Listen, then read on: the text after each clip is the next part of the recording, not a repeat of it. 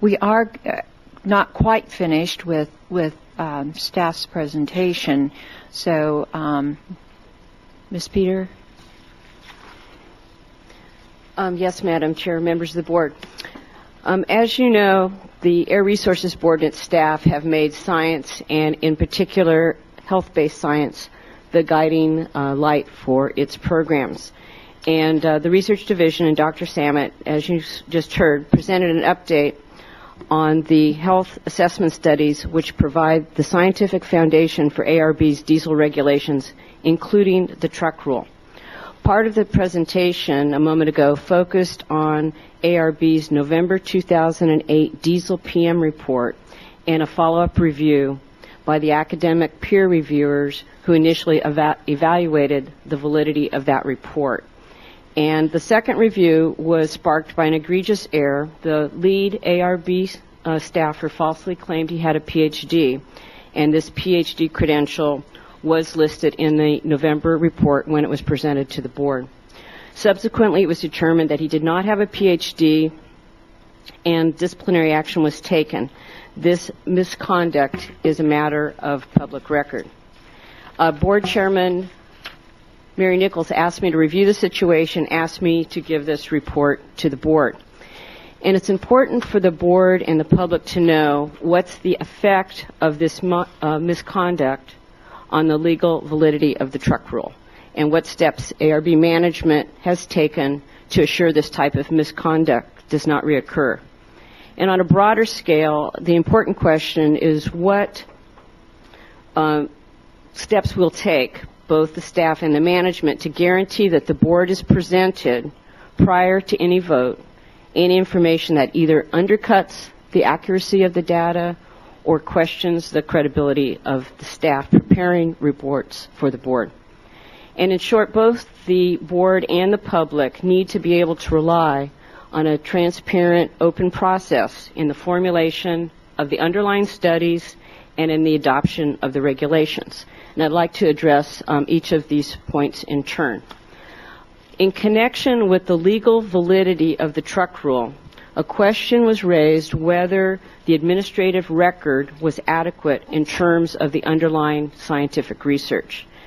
Specifically, since one of the studies listed for a basis of the 2008 rule was this November 2008 diesel PM study, does the lead staffer's misconduct related to the PhD vitiate the required legal background basis for the rule? And the answer is no. As outlined in the presentation today, there's a strong line of supporting health assessment data showing the negative health impacts of diesel PM.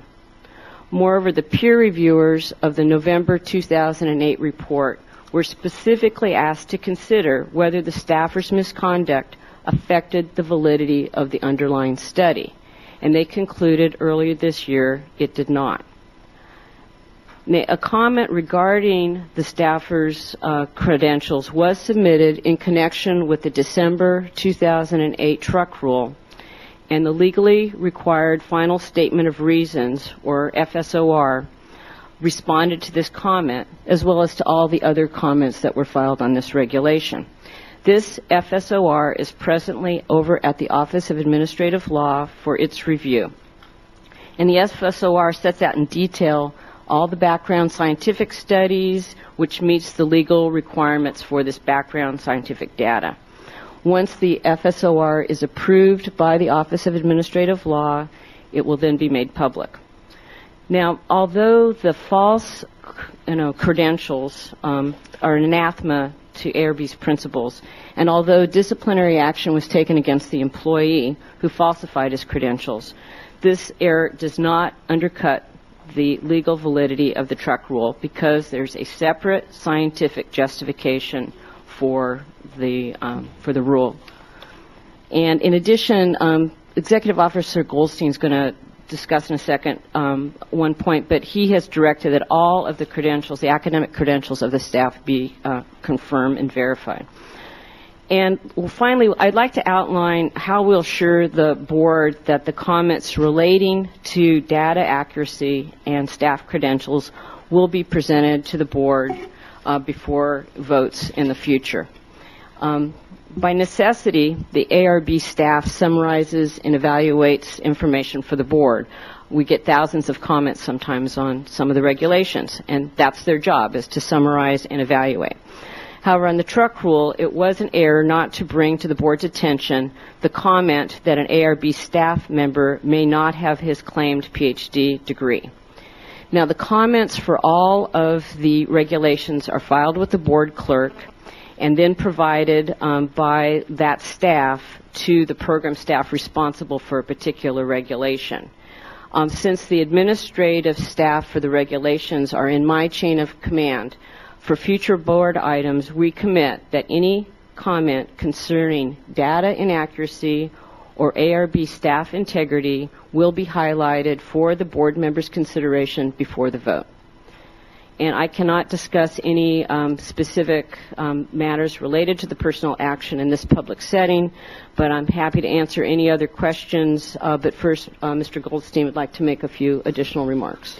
Thank you, Ellen. And just to follow, in order to make sure that this never happens again, we are going to be working with an outside company to check the credentials of all current and future professional employees here at ARB. With this outside verification system, we've just tested it with the legal office, and we'll be using that for others and enter into a contract with this firm that does this for us. I think they have access to 3,500 universities around the world, so we should be able to do this. Thank you, Ellen. The other thing I'd like to say is that this is obviously, we're all upset about what happened. We're going to make sure it doesn't happen again. We can't recall a time ever in the 40-year history of the board that something like this has happened, and so we'll certainly make sure that it just doesn't happen again. Okay. And I would like to say to the board and to the staff, I do think it is unique, as you stated, Mr. Goldstein. I don't recall it being an issue during my tenure, which unfortunately is a long tenure. But I do think this is most unique. It has caused a great deal of difficulty for a lot of people. And what really matters is how we go forward. And I think with the assurance of staff that your policy is going to be followed, that you indicated just now, I think we can avoid a lot of heartache and time spent on something that really it takes away from the mission of the board. Let me just say that we do have one speaker, and I don't want her to think that I've forgotten her. So if we could just... Can I comment? Certainly. Dr. Tellis. I think it's not only important how we go forward, but also important how we go backwards and relook at this. In my world, as a physician, if a hospital granted privileges to somebody to do a surgery that wasn't trained or didn't have the proper credentials, the hospital is just as liable as the physician if there was any mishap. You know, it's kind of amazing that there wasn't a certification process going on here that would check credentials. This is a standard procedure done in every hospital in the United States, and I would think it would be done in an institution like this.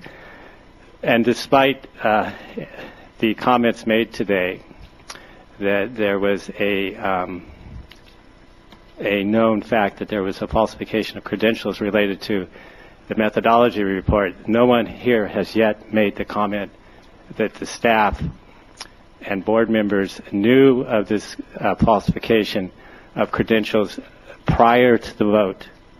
And this is what I'll be addressing in my upcoming comments, and this is all I'm going to say right now. I think that I would have expected at this point that staff would have at least made that comment in the public record. I'll make that comment for them. Okay. Thank you.